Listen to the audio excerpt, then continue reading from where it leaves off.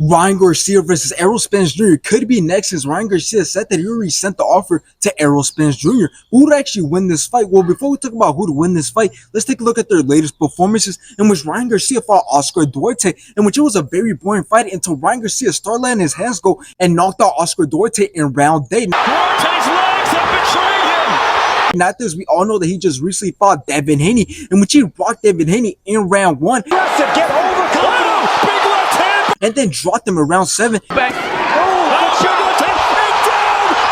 And then dropped him again in rounds 10 and 11. As it needs to happen. Oh, he's got it locked again! Oh! And obviously, Ryan Garcia ended up taking it by decision. Let's take a look at Errol Spence Jr.'s latest performances, in which he fought Ugas, in which Errol Spence Jr. landed some great body shots until he got rocked in round 6. What a sequence! Spence is hurting! Spence is hurt! Oh my God! Spence! But brought it back, put a lot of punishment on Ugas until the doctor had to stop the fight, since Ugas couldn't see out of his eye in round 10.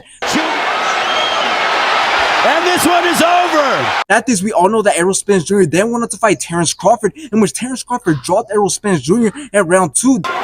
Back comes Crawford with the jab. Then dropped him twice in round 7. And here comes Spence, though, as Crawford, the 7th. A big shot! And obviously stopped him in round 9. Spence hurt again.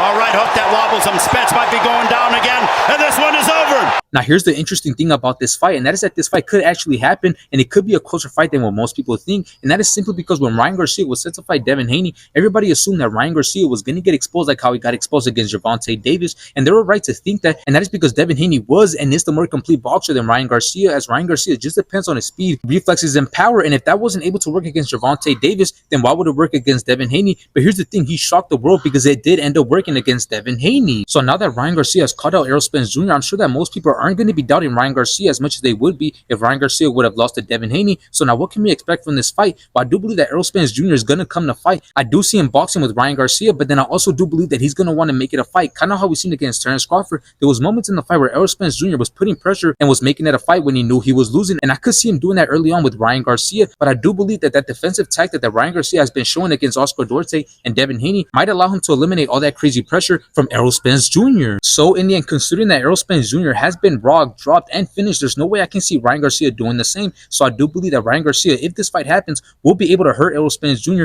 drop Errol Spence Jr., and I do believe that he'll be able to finish Errol Spence Jr.